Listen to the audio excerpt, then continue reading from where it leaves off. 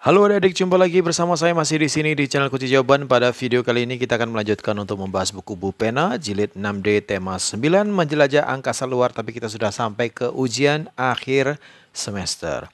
Tapi sebelumnya terima kasih bagi adik-adik yang sudah subscribe channel ini atas dukungannya, dan terima kasih juga bagi adik-adik yang selalu menonton iklan-iklannya tanpa di-skip. Semoga kalian sukses dalam belajarnya. Bagi yang belum subscribe silahkan di-subscribe jika video ini bermanfaat untuk adik-adikku semuanya. Untuk mempersingkat waktu, langsung saja adik-adik dibuka bukunya halaman 209.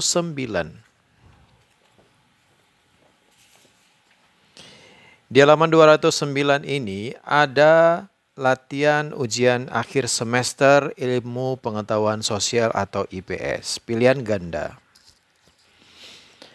Nomor 1, kenampakan alam. Langsung saja ya adik-adik, nomor 1. Kenampakan alam yang merupakan perbatasan daratan dengan lautan disebut A. Bukit, B. Pantai, C. Tanjung, D. Gunung. Langsung saja ya, jawabannya adalah B. Pantai. Nomor 2, suatu peta memiliki skala 1:250.000 dan jarak antar kota A dan kota B adalah 15 km. Jarak antara kedua kota tersebut dalam peta adalah caranya 15 km ini dijadikan ke cm adik-adik. 15 km dijadikan ke cm dengan cara dikali 100.000, jadinya 1.500.000. Setelah itu 1.500.000 tadi dibagi dengan 250.000. Hasilnya adalah yang A, 6 cm. Kita lanjutkan ke nomor 3, dataran tinggi Dieng terletak di provinsi. Jawabnya B, Jawa Tengah. Nomor 4, masyarakat di pesisir pantai, kok bisa langsung ke Malaysia ya? Masyarakat di pesisir pantai umumnya bekerja sebagai, jawabnya adalah yang C, nelayan atau petani garam. Nomor 5, berikut yang bukan merupakan pemanfaatan sumber daya alam yang dapat diperbarui. Berarti yang tidak dapat diperbarui ya adik-adik, jawabannya adalah C, batu bara sebagai bahan bakar alat transportasi. Nomor 6, perhatikan gambar bendera berikut. Ini adalah gambar bendera dari Brunei Darussalam. Sumber daya alam terbesar dari negara dengan bendera di atas yang dijadikan sebagai komoditi utama adalah, jawabnya D, minyak bumi. Saya ulangi, jawabannya yang ini adalah D, minyak bumi. Kita lanjutkan ke nomor 7. Jika di Jayapura menunjukkan pukul 9 WIT, di Jakarta menunjukkan pukul WIT dan WIB. Jakarta itu WIB ya adik-adik ya. Jadi perbedaan waktu antara WIT dan WIB itu selama 2 jam. WIT 2 jam lebih cepat. Berarti kalau untuk mencari waktu di Jakarta tinggal dikurangi 2 jam. 9 dikurang 2 jam sama dengan A, pukul 7 WIB. Nomor 8, Provinsi Gorontalo merupakan pemekaran dari provinsi. Jawabannya adalah yang B, Sulawesi Utara. Nomor 9, dalam proses pembuatan kursi dan meja, kegiatan pengukiran kayu termasuk ke dalam tahapan. Jawabnya adalah A, produksi. 10, pengangkutan hasil bumi seperti sayur, mayur, dan buah ke pasar termasuk kegiatan ekonomi. Jawabnya C, distribusi.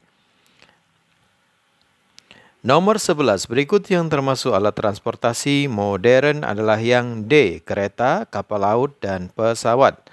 12, dampak positif dari perkembangan alat transportasi bagi masyarakat adalah, jawabnya yang D, yaitu mempercepat waktu perjalanan dari satu tempat ke tempat lain.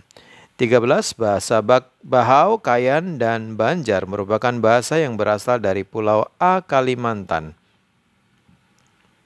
14, perhatikan keragaman tari di Indonesia berikut. Pertanyaannya, tari yang berasal dari Pulau Sumatera ditunjukkan oleh nomor. Jawabnya nomor 14 ini adalah C. Nomor 2, 3, dan 6. Nomor 2, tari piring. Nomor 3, tari tortor. Tari piring itu dari Sumatera Barat. Tari tortor dari Sumatera Utara. Satu lagi yaitu tari sekapur sirih yang nomor 6. Kita lanjutkan ke nomor 15. Berikut ini yang merupakan peninggalan Sultan Iskandar Muda dari Kerajaan Aceh adalah A, Masjid Baitur Rahman atau Masjid Raya Baitur Rahman. Lanjut ke nomor 16. Kitab Arjuna Wijaya yang berkisah tentang raja raksasa yang berhasil dikalahkan dan ditundukkan oleh Raja Arjuna Sasarabahu Sastra Bahu merupakan karangan dari, jawabnya adalah yang B. Empu Tantular. 17 raja dari kerajaan Tarumanegara yang berhasil membuat saluran air untuk mengairi lahan pertanian adalah A. Raja Purnawarman. Nomor 18, perhatikan gambar tokoh pahlawan berikut.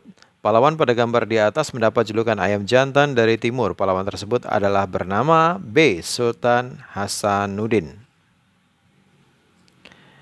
Nomor 18 sudah, sekarang nomor 19. Berikut ini yang bukan merupakan anggota panitia 9. Yang bukan ya adik-adik ya. Jawabnya adalah C. Ki Hajar Dewantara. 20. Lokasi yang dijadikan tempat perumusan naskah proklamasi adalah kediaman A. Laksamana Tadasi Maeda. 21. Panitia Persiapan Kemerdekaan Indonesia PPKI mengesahkan Pancasila sebagai dasar negara pada tanggal, jawabnya C. 18 Agustus 1945. Nomor 22, latar belakang terjadinya peristiwa Rengas Dengklok adalah, jawabnya yang nomor 22, jawabnya yang C. Pertentangan antara pemuda dan golongan tua terkait proklamasi kemerdekaan. Nomor 23, negara yang merupakan penghasil timah terbesar di Asia Tenggara adalah B, jawabnya Myanmar. Nomor 24, dibaliknya silakan dibuka dulu. Perhatikan bangunan berikut. Bangunan tersebut merupakan bangunan khas yang terdapat di negara, jawabnya C, Kamboja. Nomor 25, perhatikan gambar berikut. Ini adalah lambang ASEAN. Tokoh pendiri organisasi di atas yang mewakili negara Singapura untuk menjadi salah satu penanda tanganan pada Deklarasi Bangkok 1967 adalah, jawabnya C, S, kok C? D maksud saya, D, S Raja Ratnam. Oke adik-adik, lanjut ke nomor 26. Batas benua Asia sebelah timur adalah, jawabnya C. Samudra Pasifik. Nomor 27. Pegunungan Himalaya merupakan pegunungan tertinggi di dunia yang terletak di benua A. Asia. 28. Danau terluas di dunia adalah C. Kaspia. Nomor 29. Berikut yang merupakan negara yang terletak di kawasan Eropa Selatan adalah Eropa Selatan, jawabnya yang B. Swedia, Yunani, dan Italia. 30 negara-negara berikut yang memiliki iklim subtropis adalah, jawabnya D, yaitu Amerika Serikat, Inggris, dan Jepang. Nomor 31, kegiatan penanggulangan bencana alam yang dilakukan oleh antar anggota ASEAN merupakan salah satu kerjasama dalam bidang, jawabnya A, sosial. 32, beredarnya barang-barang elektronik dengan merek buatan negara lain di Indonesia menunjukkan dampak dari globalisasi di bidang A, perindustrian. 33, keuntungan adanya perusahaan asing di Indonesia adalah, jawabnya D, memperluas lapangan kerja. 35, produk Indonesia yang banyak diimpor dari Jepang adalah, jawabnya A, otomotif. Nomor 36, di bawah ini merupakan sesuatu yang tidak boleh diperjualbelikan dalam kegiatan ekspor dan impor adalah D, hewan dan tumbuhan langka. 37, di bawah ini yang termasuk hasil hutan yang dapat diekspor adalah, jawabnya hasil hutan berarti C, kayu dan rotan. 38, gempa yang disebabkan oleh pergeseran lempeng bumi disebut gempa atektonik. 39, penanaman pohon bakau di daerah pesisir pantai dapat bermanfaat untuk mencegah terjadinya B, abrasi. 40, berikut ini masalah sosial yang ditimbulkan akibat meningkatnya pengangguran adalah, jawabnya yang A, kriminalitas. Baiklah adik-adik, kita lanjutkan lagi ke bagian esai yang nomor 2. Bagian 2 ya, nomor 41.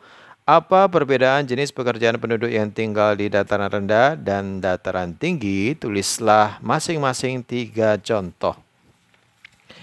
Baiklah, jawabannya adalah jenis pekerjaan yang ada di dataran rendah. Contohnya adalah petani, peternak, pedagang. Sedangkan jenis pekerjaan yang ada di dataran tinggi contohnya adalah tukang kebun, pemandu wisata, dan penyewaan villa dan lain-lain. Silakan di stop dulu videonya jika saya membacanya terlalu terlalu cepat dan disalin jawabannya. Sudah adik-adik? Sekarang kita lanjutkan ke nomor 42. Siapakah tokoh nasional yang memberi semangat rakyat Surabaya saat terjadi peristiwa 10 November 1945?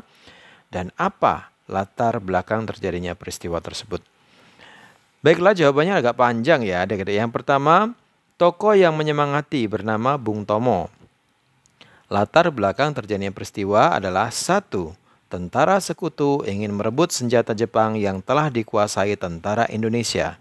Latar belakang yang kedua adalah terbunuhnya Brigadir Jenderal AWS Malabi oleh rakyat Indonesia saat pertempuran terjadi. Dan lain-lain.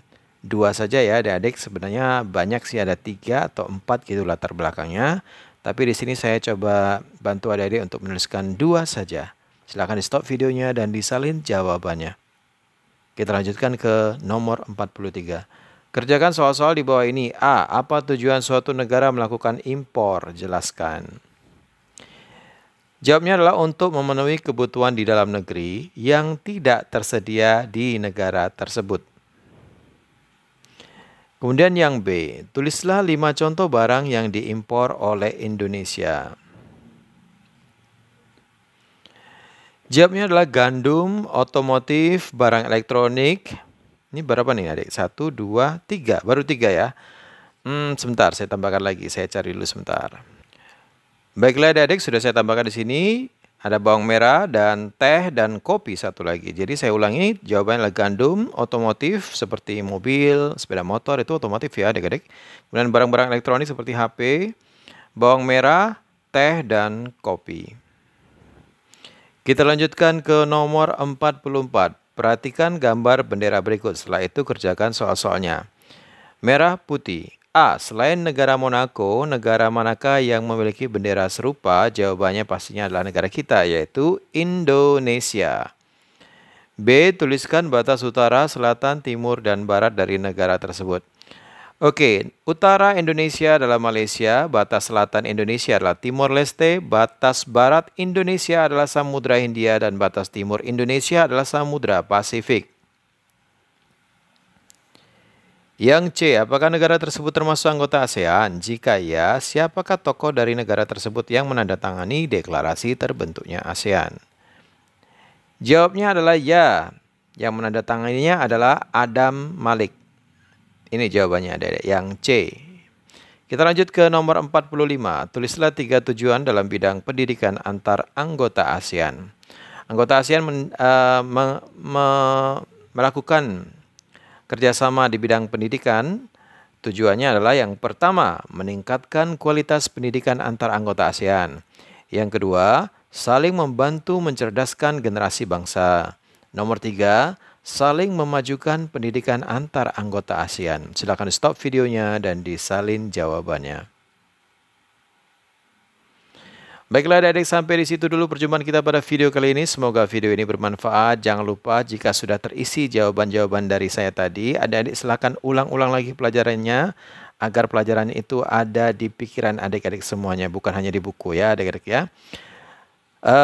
Bagi yang sudah subscribe, terima kasih banyak atas dukungannya. Bagi yang belum, silahkan di subscribe. Jika video ini bermanfaat, jangan lupa di like dan di komen dan dengan sopan, dan di share juga kepada teman-temannya agar mereka terbantu untuk mengerjakan latihan-latihan yang ada di buku Bupena Jilid 6D tema 9 menjelajah angkasa luar. Mohon maaf dengan segala kekurangannya. Terima kasih dan sampai jumpa.